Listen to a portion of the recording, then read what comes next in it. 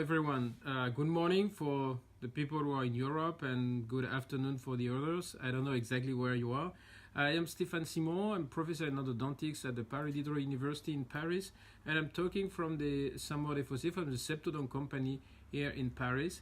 And the topic today is to talk about the retreatment of the root canal which have been filled with the BioRoot.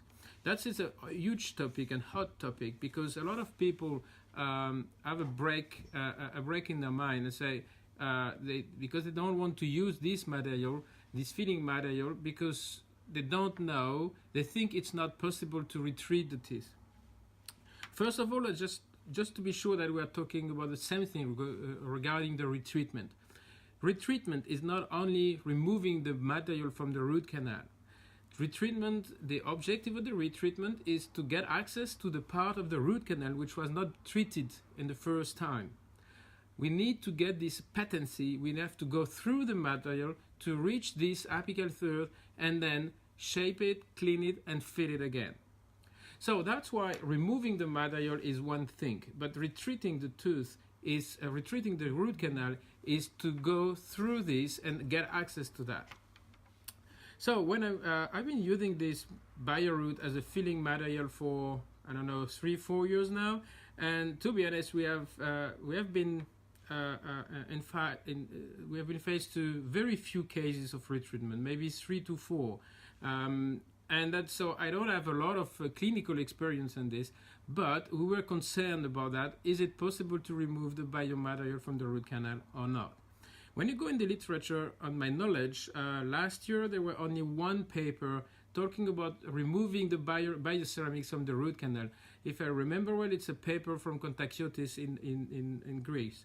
And his conclusion was, yes, it is possible to retrieve this kind of root canal filling, but only on straight and easy root canals. And that's a concern because when the root canal is easy, we have very few chance to have to retreat it. Most of the time, the retreatment case we have is our complicated and curved root canals. So, as a researcher, when you don't find any solution inside the literature, the best way is to do the experimentation by yourself. And that's what we did last year with one of my students. The hypothesis was, yes, we can go through the root canal filled with BioRoot to get access to this apical third. And to test it, we did a nice experience, and we decided to retreat 40 teeth. 20 of them were filled with the BioRoot and a single cone, and 20 of them were filled with a single cone and a zinc oxide general base sealer, which was the pub canal sealer. The idea was, is it possible to go through and get patency of the apical third? So, first of all, I asked my students to do bud treatment. I asked her to shape the root canal, but on the short working length, less than 3 mm from the root apex. The idea was to simulate a short root canal shaping and filling. So, and she did it very well on 40 days. And after that, she filled all these root canals, 20 of them with a BioRoot and 20 of them with a zinc oxide original base sealer. And then we had 20 teeth with BioRoot and 20 teeth with pub canal sealer. Then she mixed them and she divided the two groups in two subgroups. 10 teeth of each, BioRoot and original, were addressed to myself as a senior practitioner, and her as a junior one. She took 10 teeth of each group. So, in summarize, I had 20 teeth to disobturate and try to get access to the apical third. 10 of them with the BioRoot and 10 of them with the zinc oxide original. And she had exactly the same thing. She was just graduated, a very young junior practitioner, and I asked her to do this retreatment exactly like she does a retreatment in a practice. I had my microscope, I had my ultrasonic tips, I had everything, and she used exactly what she wanted to use. And the second point was, we recorded the time. With a chronometer, we recorded the time required for each root canal to disobturate and to get access to the apical third. So the results were very, very interesting. 96% of the root canal, 120 finally, 96% of these root canals had been able to be desobturated, and we found the apical patency. The 4%, it's only 5 root canals, were failed because they were definitely the first, and we were a little bit lost. But very, very quickly, we were able to retrieve this, to desobturate this root canal to get the apical patency. In terms of time, hopefully, definitely, the time I needed to desobturate the root canals was definitely lower compared to hers. It was very good for my ego first, but it shows that probably the experience of the practitioners influences the time. It doesn't influence the final results, it just influences the time required to get this access to the patency of the root canal. That's very important. And then the difference were statistically significative. Another conclusion of that was that there is no difference regarding the material. I didn't need more time to retreat the tooth filled with the root canal, with the BioRoot, compared to the zinc oxide agenol based one. Same for the junior one.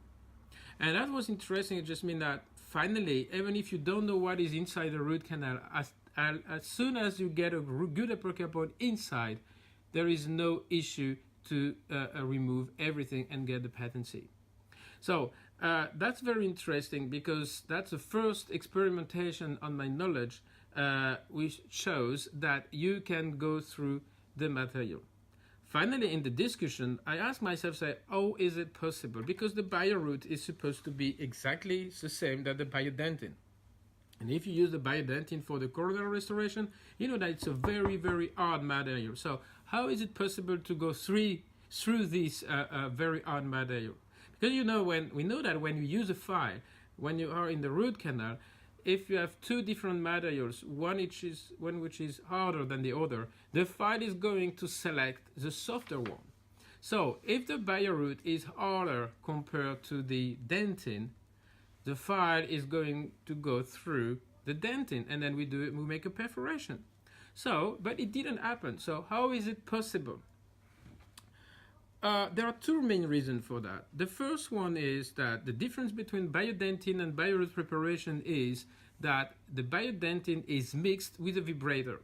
And we know that this vibrator under 30 seconds of vibration increase the hardness of the material by a lot. When you see the BioRoot, you use powder and liquid and you mix it on the plate, and you don't vibrate them. So you decrease this hardness inside the root canal. That's the first reason, but probably not the most important one. The second one is that BioRoot and biodentin are very, very close. They are both 3-calcium silicon-based materials. But in the biodentin, we will find some calcium carbonate that is not present in the BioRoot. And that's what makes the difference in terms of hardness comparing the biodentin and the BioRoot. And that's very important, because under coronal restoration, we need some hardness. We need something very hard, very close to the dentin, because when you drill it and you restore the tooth, you need something which is very close with the elasticity, young motor and elasticity, very close to the dentin. But inside the root canal, we're looking for sealing, stability in the time, and possibility to remove it. We are not looking for something very, very hard. We don't need it. And that's why that's the main difference in terms of composition of the material. Presence of calcium carbonate in the biodentin, which is not present in the BioRoot. The conclusion is that the BioRoot is softer compared to the dentin. So when you go through, if the file at the end, if you have a plug of the material inside of a canal, it is possible to remove it. So usually the people ask me, do you use a solvent for that? You can use a solvent to dissolve the gutta percha. Gutta percha is still gutta percha. When you place the gutta percha inside the root canal, that will be the road to go through and find the apical patency. If you use a solvent for the gutta percha, I mean the endosol, for example, you are going to dissolve the gutta percha, but you are not going to dissolve the material. But if you dissolve the gutta percha, it will be easier to go through and deep inside the root canal. On my knowledge, there is no solvent for this kind of material. You can test the nitric acid, but I'm not sure that the patient will be very happy. And again, we don't need it because the gutta percha is going to drive your file. So there is usually a concern about removing the material which could be infected inside the root canal. And that's why when you do a retreatment of a tooth, a root canal treated with gutta percha and zinc oxide original base sealer, we have to remove all the sealer. Why? Because this sealer will be infected. BioRoot cannot be infected. So that's why even if at the end of the root canal retreatment, there is still some material on the walls of the dentin, that's not the biggest issue. That's not a big issue. Of course, if you want to remove it, if you prefer to remove it, there is no problem. But in case of if there is still some material sticks on the wall, that's the bioceramics. They cannot be infected. They will not seal on dentin if the dentin is infected. But as long as the material is sticked and sealed on the dentin, it cannot be infected by itself.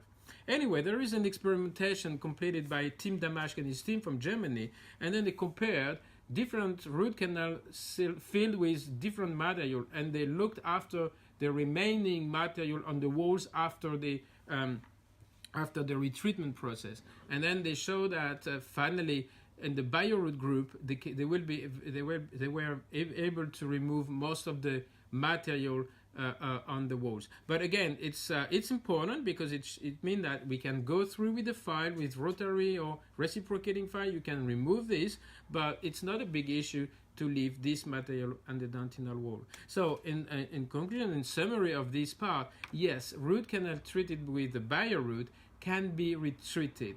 And again, I'm talking about getting access to the apical third up to the top of the filling. So we have time now for question, and just feel free to ask the question by typing it in the Facebook window. And there is one question that just arrived: can I use BioRoot for perforation repair? Yes, of course. That's a bioceramics. We definitely know for a while now, because MTA was the first material to be used for that. And all the bioceramics are definitely dedicated to the treatment for perforation. It's very complicated to explain everything about perforation and the use of these bioceramics, but because there are plenty of different kind of perforation. If you talk about apical perforation, yes, of course. If you talk about the floor perforation, probably the biodentin will be better, and I will use the biodentin. But where the BioRoot is actually the most appropriate material so far on the market is in the case of the stripping.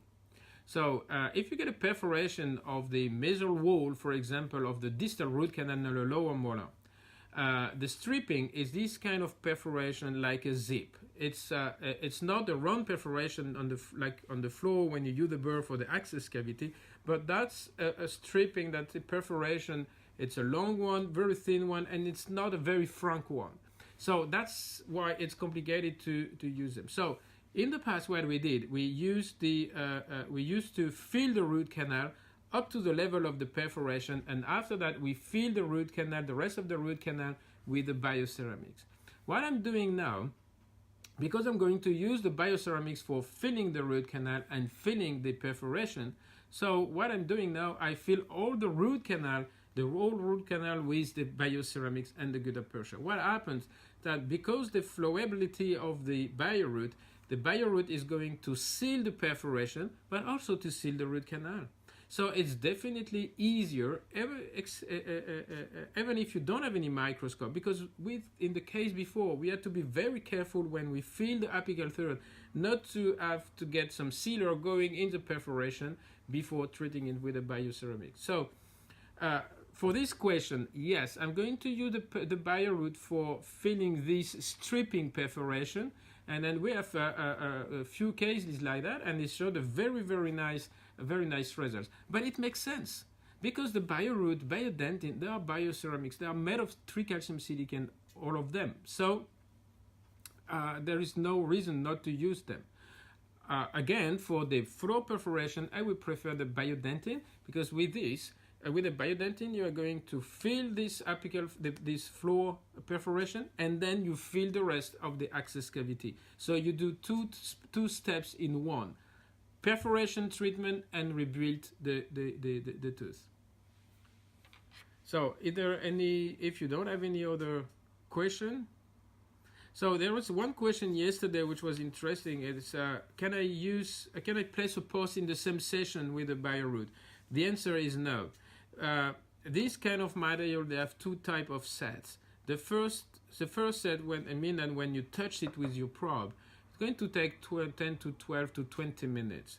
But it doesn't mean that the material is completely set. And then for the final setting time is more hours or days. So I will recommend, if you want to use a post, just to fill your root canal and then come back a few days later, then disobturate with your drill, and you will go through the gutta percha, and then you do your post preparation and post bonding and sealing, exactly like you do with your other material so far.